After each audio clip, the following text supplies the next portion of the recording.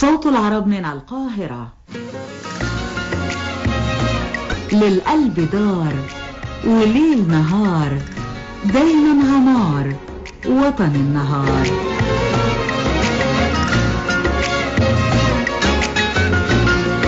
وطن النهار، سهرة ثقافية من إعداد وتقديم إيهاب جمال الدين وأحمد فرج.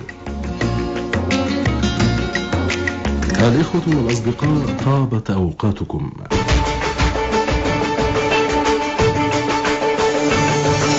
الثورة لا تعني فقط الاحتشاد في الميادين، ولا تقتصر الثورة على مجرد هتافات ضد واقع شاركنا في صنعه بأنفسنا في أحيان كثيرة.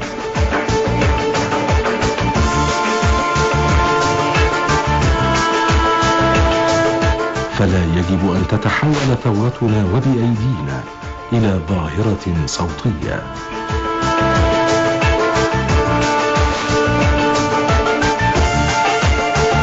فالثورة لا يمكن اختزالها في هتافات واحتشاد، إنما يتسع مفهوم الثورة لما هو أكثر من ذلك بكثير.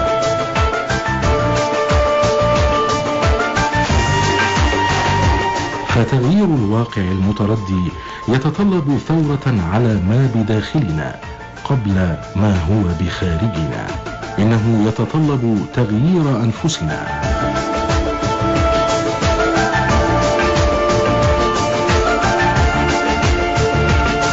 ومن الشباب من استوعب هذا المفهوم للثورة وقرر أن يثور الواقع بطريقة إيجابية. وفي هذا اللقاء مع الشاب محمد صبري عبد اللطيف نتعرف على أحد هذه النماذج الشبابية الإيجابية، والذي يعكس بحق أن مصر وطن النهار.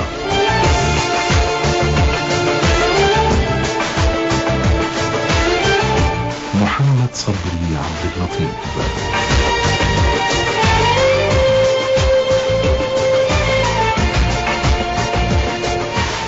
الباحث والمخترع محمد صبري عبد اللطيف. محمد، اهلا بيك يا محمد. اهلا وسهلا.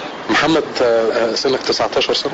19 سنة فعلا. وطالب، لكن بالرغم من صغر سنك الا انك عملت عدد كبير من الاختراعات وليك ابحاث ودراسات كثيرة. يا ريت تكلمنا عنها. انا مسجل في وزارة البحث العلمي 31 اختراع و9 ابحاث علمية متنوعة المجالات. في معايا اختراعات كيميائية وفيزيائية وفلكية، وكمان معايا اختراعات عسكرية. كل اختراع منهم كان بيمثل حل المشكلة معينة. اهم الاختراعات دي ايه ووصلت لحد فين؟ كانت البداية مع جهاز تحويل المياه الجاز، وهو كان تابع لأزمة الأنابيب في الوقت ده. فبدأت أدور على بدائل للجاز، فلقيت المية وبدأت أعرف إن فيها هيدروجين، فبدأت أدرس الهيدروجين كل كبيرة وصغيرة في الهيدروجين ده. بالتالي إن أنا قدرت أخلي الهيدروجين ده يقوم بعمل الأنبوبة أو الغاز الطبيعي في البيت. فبالتالي اتحلت المشكلة بتاعت أزمة الأنابيب، في إن أنا دلوقتي مش عايز أنبوبة أو عايز أوصل غاز طبيعي. بمجرد إن أنا آخد خرطوم بتاع البوتاجاز وأوصله في الحنفية وأركب الجهاز بتاعي ما بينهم، هتتحول المياه لغاز مباشر. وفي جهاز تاني اللي هو الفحم ماسي، تحويل الفحم الماس. فحم ماسي ده تحويل الفحم الماس. والمعروف علميا ان كل مناجم الماس كانت من قرون وسنين مناجم فحم. الحمد لله ربنا وفقني ان انا احول الفحم الماس بعوامل صناعيه، عوامل معمليه، اختصارا لوقت التحويل. اختصارا لوقت التحويل فعلا. وكمان ان الماس اللي طلع من الصناعه هو بنفس الشكل ونفس الخصائص. محمد صبري عبد اللطيف. محمد، انت كام اختراع بالتحديد؟ 31 اختراع و9 ابحاث. طيب، هذه المخترعات هل تم تسجيلها في جهه معتمده؟ تم اعتمادها؟ تم تسجيلها في وزاره البحث العلمي. اخدت عليه طبعا محاضر اذاعه من سنين ولسه ما جاليش اي رد.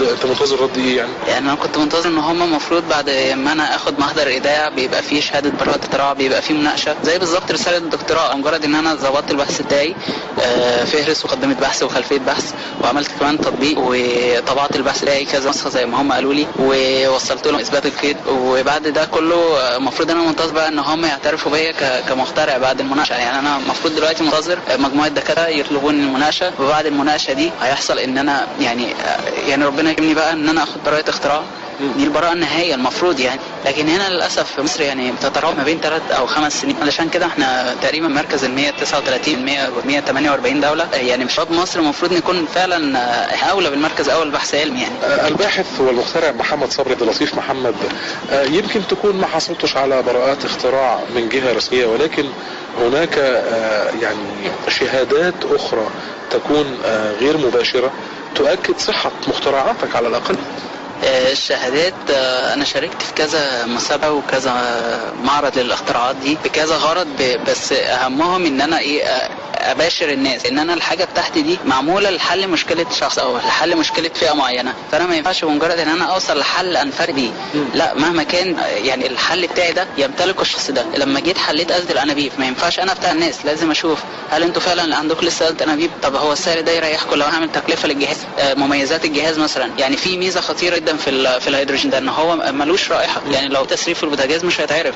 فانا الحمد لله حلت المشكله دي بايه؟ اول الهيدروجين بيفرقع ما بيشتغل، فانا الجهاز بتاعي الهيدروجين بيشتغل. نقطه ثانيه في الخصائص بتاعته، الهيدروجين دلوقتي هو ملوش رائحه، فهو دلوقتي لو انا البوتاجاز بتاعي متوصل بالانبوبه بتاعتي اللي هي بتحول الميه لغاز، فالهيدروجين اللي خارج بمجرد ان لو في تسريب مثلا زي ما بنشوف في الافلام العربي بيدخل الشقه بيفاجئ ان في رائحه غاز، بمجرد ان هو يولع اي شراره كهربائيه في البيت بيحصل انفجار رهيب. انا الجهاز بتاعي بقى مش هيحصل انفجار، لا هو كل الهيدروجين اللي في الجو ده هيتحول لبخار ميه، يعني بدل ما الشقه تنفجر هتغرق. يعني آمن كمان. آمن تمام. ما انا غيرت الخصائص بتاعته، هو خصائص الهيدروجين الطبيعيه يشتعل فرقعه تمام، شديد الانفجار ليس له رائحه، فانا غيرت خصائص تفاعل التحليل ده. محمد، لكن انا اكرر عليك نفس السؤال، اللي ممكن يكون بعض الجهات اتصلت بيك ده يغني عن براءات الاختراع من الجهات الرسميه، هل هناك جهات حاولت التواصل معك لتطبيق هذه المخترعات؟ في جهات مصريه وجهات عربيه وجهات كمان اوروبيه واجنبيه، بس للاسف كلهم بيتعاونوا في نقطه واحده وهي عقود احتكار. بمجرد ان انا تعاملت مع العقود دي وقريتها ولقيت البنود بتاعت الشروط الجزائيه، فانا طبعا قررت بعديها ان انا يعني مش منتظم رجل اعمال طالما هو هيجي لي بعقد احتكار، لا انت مش جاي تحتكرني، انت جاي تساعدني انا اساعد الناس في الجزئيه دي. انا كمان جالي بعض الجهات الاسرائيليه للاسف، وانا طبعا رفضت. انا ان شاء الله يعني امل في مصر كبير. محمد صبري عبد اللطيف محمد الباحث والمخترع، حضرتك كلمتني عن توليد الغاز من الهيدروجين من الميه، ولكن انت عندك 31 اختراع، يا ريت تقول لنا عليهم الاختراعات دي واهمها. في اختراع تاني وهو تحويل استخدام الجهاز الكهرومائي المنزلي. دي كانت كهرومائي منزلي، دي فكرة بسيطة بتمثل في فكرة السد العالي، بس فكرت فيها ان هي ليه ما تبقاش في مواسير المية في البيت، دفع المية سواء في الدور الارضي او بعد الموتور على طول بتركب توربينات، وبعد كده بيبقى في دايره خاصة بمحاولات معينة، فبتدي الجهد كله ان هي ممكن تشغل الشقة كلها بمجرد انك انت تفتح حنفية المية. يعني تولد كهرباء الشقة، تولد كهرباء من مجرد ان انا افتح حنفية المية. وفي حاجة كمان للكهرباء هي مولد كهربائي ذاتي، ده محط قانون بقاء الطاقة، بمعنى ان هو غير تمام النص بتاع مولد كهربائي ذاتي. تمام. بمعنى ايه يا محمد؟ ذاتي يعني ما بيحتاجش لاي عامل خارجي، يعني ملوش اي مصدر خارجي، يعني مش زي مولد البنزين، مش زي مولد جاز او السولار، لا ده مولد صامت تماما، ممكن يبدا من يخرج كهرباء من كيلو لحد 5 كيلو او 10 كيلو، او ممكن كمان اخرجها بالميجا على حسب طبعا الامكانيات اللي جواه. المولد ده طبعا جالي بعد ازمه الكهرباء، وقت ما كانت بتقطع ساعتين و3، فصرفت ازاي؟ فجبت طاقه شمسيه، جبت محولات لقيتها لقيتها ما تنفعش المحولات بالطاقه الشمسيه، فقررت ان انا اعمل المولد ده. فعلا بدات ادرس الدوائر الكهربائيه والنوع مصادر الكهرباء وقوانين بقاء الطاقه، والحمد لله قدرت اعمل مولد كهربائي ذاتي ما بيحتاجش لاي شيء، بيوفر كهرباء 24 ساعه متواصله في 24 ساعه. اعتقد الاختراع ده لوحده احنا في امس الحاجه ليه، واكيد في دول ثانيه في امس الحاجه ليه برضه. فعلا في دول، وبيبان طبعا لي انا من العقود اللي بتجيلي، بشوف ان الدوله دي طبعا انا بقيسها ازاي، يعني الدوله دي عرضت اكتر يبقى هي فعلا محتاجاها اكتر، بس في الاول وفي الاخر المشكله تبع مصر، يبقى الحل تبع مصر. انت عايز تطبق مخترعات؟ انا حضرتك دلوقتي لو سافرت مثلا امريكا او الصين، تمام، انا دلوقتي هروح اعمل جهاز عندهم، هيبقى صنع في الصين او صنع في لندن او صنع في امريكا. دلوقتي انا ما اخلوش صنع في مصر، يعني انا لازم اخليه صنع في الصين وهم يبيعوه لمصر اضعافه. طب ما الفكره معاهم وابنهم معاهم، يعني ليه يسيبوه يسافر يعني؟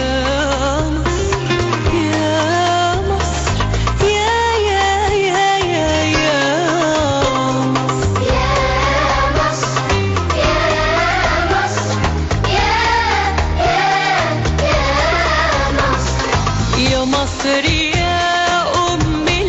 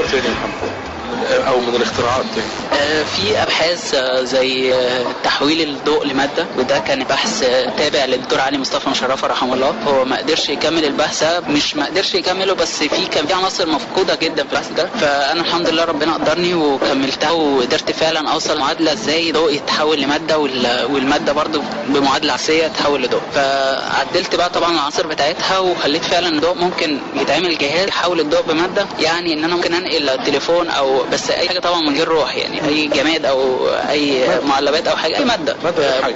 تمام، ماده غير حيه. يعني مثلا كشكول احوله لمكان تاني مجرد موجه، يعني زي الفاكس بالظبط. الفاكس بالظبط ايه، انت بتبعت ورقه الناحيه الثانيه بيجيلك نفس الورقه، تمام. انا هنا هبعت مثلا الكشكول ده، هو هيختفي من عندي هيروح عنده، هيتنقل كضوء نفس سرعه الضوء. المخترع والباحث محمد صبري عبد اللطيف محمد، قرات ضمن ما قرات عنك انك شديد الاعجاب والاقتداء بسميرة موسى والدكتور مشرف. ما سر هذا الارتباط بيني والدكتور علي مصطفى مشرفه والدكتوره سميرة موسى، وكمان ضيفوا ليهم الدكتور مصطفى محمود والشيخ محمد متولي الشعراوي.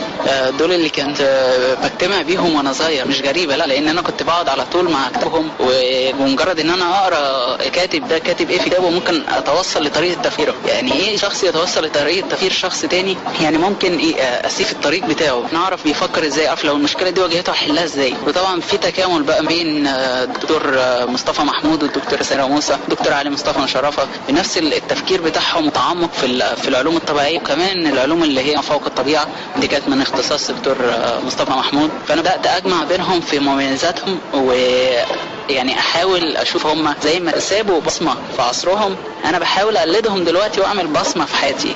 يعني ان انا قدوه ليك، قدوه علميه ليا، تمام. وبرضه معايا قدوه ادبيه، لان انا زي ما مين من الادباء قدوتك؟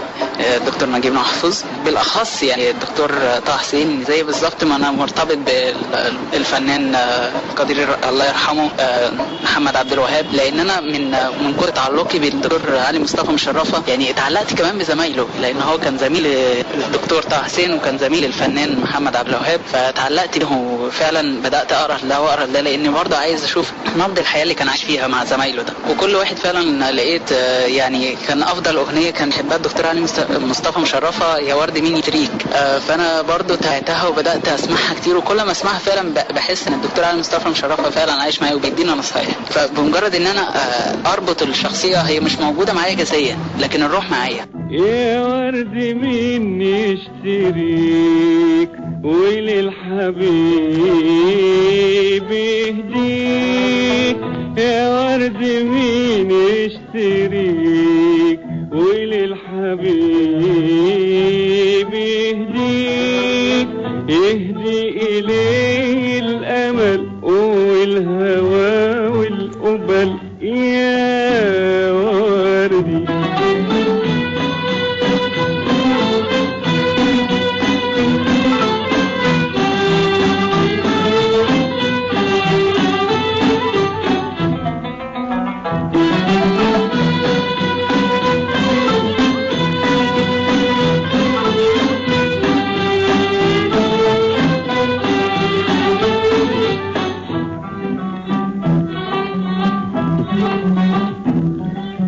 أبيض غار النهار منه، خجول محتار بس الندى في خده جارت عليه الأوطار. أبيض غار النهار منه، خجول محتار بس الندى في خده جارت عليه الأغصان. راح للنسيم واشتكى جرح خدوده وبكى، راح للنسيم واشتكى جرح خدوده وبكى، راح للنسيم واشتكى جرح خدوده وبكى، راح للنسيم واشتكى جرح خدوده وبكى. أفدي الخدود التي يتعبث في مهجتي. يا ورد ليه الخجل فيك يحلو الغزل يا وردي. بالظبط زي الدكتوره سميره موسى لما كانت في اخر الملاحظات بتاعتها اليوميات بتاعتها كانت كاتبه لقد غربت الشمس. طبعا بمعرفتي الحياه الدكتوره سميره موسى لقيت انها دكتوره عالمه في الطبيعه. فعالمه في الطبيعه ازاي تكتب لقد غربت الشمس واحنا طبيعيا الشمس بتشرق كل يوم، يعني مهما كانت هتغرب ومهما كانت هتتاخر هتطلع تاني. فحسيت ان دي رساله ليا بتقول لي يا محمد خلي الشمس تشرق تاني في البحث ده، خلي البحث ده يعيد تاني، الناس تفكر فيه تاني. وكملت يا محمد؟ الحمد لله كملت البحث ده. الدكتوره سميره موسى كانت عايزه تحول المواد اللي هي ذراتها مستقره الى مواد غير مستقره. يعني بمعنى اليورانيوم مثلا مشع غير مستقر، الذرات بتاعته غير مستقره. هي تعمل ايه بقى؟ هي عايزه تحول المواد زي النحاس زي الحديد زي المواد العضويه مثلا زي الخشب او الورق، اي ماده مستقره تحوله الى نفس خصائص اليورانيوم. يعني تيجي قطعه الخشب يبقى مشع او قطعه الحديد يبقى مشع. استخدمه بقى في العلاجات طبعا لمرض السرطان او عسكري سلميا طبعا او عسكريا. يعني نجحت يا محمد في كده؟ الحمد لله نجحت. طبعا معظم ابحاثي انا متاكد منها لان انا ما عنديش معمل او ما عنديش امكانيه في بلدي ان انا مسموح لي ان انا ادخل معمل او يتوفر لي مركز استكشافي مثلا ان انا احضر فيه معمل او اجرب حاجه حتى لو تحت اشراف حد، بس مش لدرجه ان يبقى في شروط ان انا انا كنت اتمنى من مصر ان توفر لي معمل في جميع الصلاحيات. بس انا عملت ايه؟ جبت ورقه وقلم، تخيلت ان المعمل ده في مثلا خليه نباتيه في والميكروسكوب. انا دلوقتي ولا عندي ميكروسكوب ولا معايا خليه نباتيه، بس عارف شكل الخليه النباتيه. فانا بعمل ايه؟ بجيب ورق واقطعه، والورقه دي هي الميكروسكوب، وارسم فعلا الميكروسكوب. بعد كده بجيب ورقه هي الخليه النباتيه. طيب انا دلوقتي بتخيل، لان انا ما عنديش طبعا الامكانيه دي، دلوقتي بتخيل الموقف نفسه ايه اللي هيحصل لو انا في الخليه النباتيه دي 1 2 3 ومن 1 2 3 بستنتج طبعا مش من خيالي، لا دي زي المساله الرياضيه، معايا معطيات بحط انا القانون ومن القانون ده بوصل للنتائج. دلوقتي بحاول اعمل معمل خاص بيا لسه بدياني فيه، والحمد لله نجحت ان انا اعمل ميكروسكوب. كنت بواجه مشكله ان مفيش امكانيات ومفيش ميزانيه، فانا زهقت من الجمله دي. يعني ايه مفيش امكانيات ومفيش ميزانيه؟ طب دلوقتي كل الاجهزه اللي في المستشفيات واللي في المعامل ما فيهاش حاجه صنع في مصر.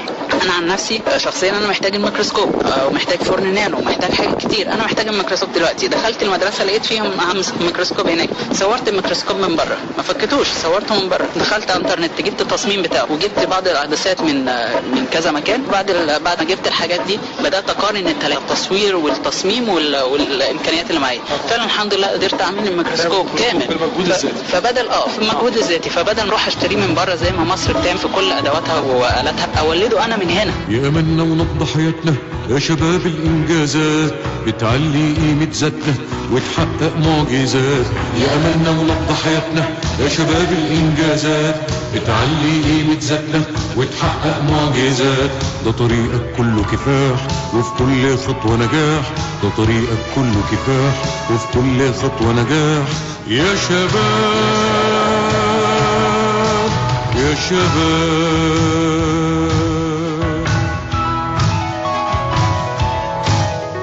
يا شباب، احنا عارفينك في العزم ملكش حدود، دورك في الخطة كبير وانت قدها وقدود.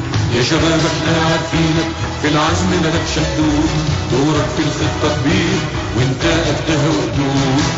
بايدك صنع انتاجنا وزيده علشان يسعد شعبنا ويفيده.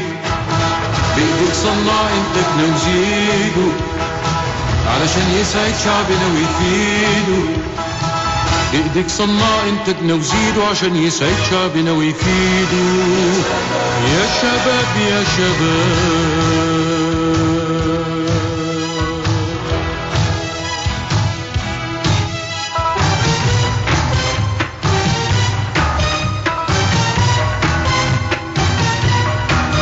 يا شباب بقلوب مليانة بالحب وبالإخلاص، بلدك عايزك بأمانة تبنيها بكل حماس. يا شباب بقلوب مليانة بالحب وبالإخلاص، بلدك عايزك بأمانة تبنيها بكل حماس. دايما بالحب عليك بتنادي وتقول لك زود من امجادي، دايما بالحب عليك بتنادي وتقول لك زود من امجادي، دايما بالحب عليك بتنادي وتقول لك زود من امجادي. يا شباب يا شباب. الباحث والمخترع محمد صبري عبد اللطيف محمد، حضرتك قلت لي ان انت عندك تصور لقرية سميتها القرية الذاتية. يا ريت تكلمنا عن القرية دي وايه سبب ان انت فكرت هذا التفكير؟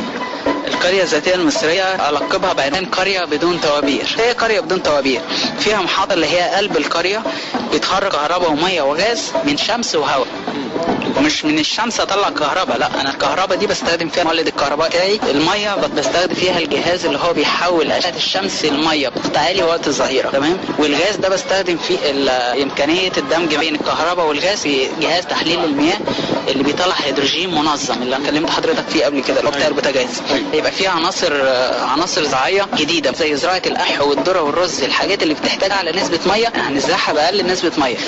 على تعديل في العمليه الجينيه بتاعتها، الجينات، التعديل الوراثي بتاع النبات. في عندنا الناحيه الصناعيه دي ازاي؟ يعني انا دلوقتي عندي المولد الكهربائي، ازاي هحاول مثلا لو انا هعمل مؤسسه اكتفاء ذاتي تطلع لي القريه؟ طب انا هحتاج دلوقتي شركه ومصنع ومنفذ بيع. طب ليه الشركه؟ عشان تدير المصنع والمنفذ ده. طب المصنع ده يعمل ايه؟ انا دلوقتي قدرت اعمل مولد كهربائي ذاتي، طب ليه ما اعملوش على كام منتج؟ ليه ما اعملش الثلاجه ذاتيه؟ الثلاجه مثلا من غير فيشه او التلفزيون من غير فيشه، الشخص هيخش يشتري الجهاز بكهربته، مش هيحتاج اي حاجه، مش هيبقى في فيشه يشحن او الجهاز ما بيتشحنش، المولد ما بيتشحنش، فهيتركب في كل جهاز مواتر. عن الطوابير يا محمد، قلت لي من غير طوابير يعني مثلا طابور الانابيب في مصر، في القريه مش هيبقى فيه انابيب اساسا، كل بيت هيبقى فيه غاز، بس الغاز جاي من الميه.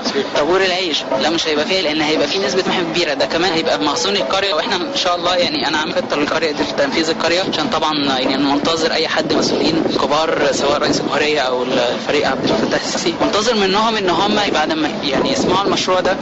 ليه انا اعملها قريه صغيره في صحراء؟ ليه؟ زي انا دلوقتي بدور على قطعه ارض صحراويه هيتعمل في ارض صحراويه، الهدف منها تعمير الصحراء. لان انا وانا صغير انا ومعايا بعض زملاتي كنا بنعمل ايه؟ بنمسك الخريطه المصريه كل واحد معاه لونه، البني والازرق والاخضر والابيض، تمام. كنا بنعمل ايه؟ الصحراء المصريه الصفراء دي احنا مش عايزينها صفراء، احنا شايفين افريقيا كلها صفراء، فعملنا ايه؟ لونا الحدود الاول باللون الاسود وعرفنا خلاص حدودنا فين. بدانا بقى نخصص المكان البني للمباني، وبدانا طبعا ما همناش مشروع توشكا وما همناش فرع نيل، لا احنا عارفين احنا هنجيب ميتنا منين. يعني الجهاز بتاع الميه ده لو اتحط في قلب الصحراء هيبقى مصدر خاص بالميه، انا مش هخاف لان انا معايا مصدر ممكن جهاز يحلل لي الميه بتحليه الميه بتاعت البحر بسرعه وموفر، وممكن جهاز يحول لي اشعه الشمس، هي ما فيش اكتر منها في مصر الصيف والشتاء، يحولها لي الميه وبضغط، فانا مش هخاف منه. حتى لو نهر النيل يعني قدر الله يعني وصل اللي هو ما قبل الجفاف، لا دخله بميه ناحيه ثانيه. فانا دلوقتي يعني لونت الصحراء انا وزمايلي ايه؟ اللون البني بالمباني. معانا دلوقتي مهندسين معماريين بيعملوا تخيل لصحراء مصر كلها، بيشوفوا فين المكان المناسب بالظبط اللي يتعمل في البيوت دي. في الزراعه باللون الاخضر، واللون الابيض طبعا ان مصر يبقى لها محطه فضائيه، احنا مش اقل من الدول الاجنبيه. كل حاجه بالبحث العلمي بتتحل. ان انا بعد ما قريت الدستور ولقيت فيه مواد ان شاء الله يعني اتمنى ان هم يعملوا بيها المسؤولين في مصر، ويا ريت تسمعونا. نفسي ان تسمعنا احنا كباحثين مخترعين، نفسي الناس تسمع وتفهم. تحب تقول ايه للمسؤولين عن البحث العلمي وعن الشباب في مصر وتبنيهم؟ تحب تقول ايه؟ انا احب اقول لهم جمله واحده: البحث العلمي هو اللي هيحل كل مشاكل مصر. للاسف احنا مصر دلوقتي شايفه السياسه والكوره. انا بعترف بالسياسه وبحب الكوره تمام، لكن برضو البحث العلمي لازم ياخد حقه. للقلب دار وليل نهار، دايما عمار وطن النهار.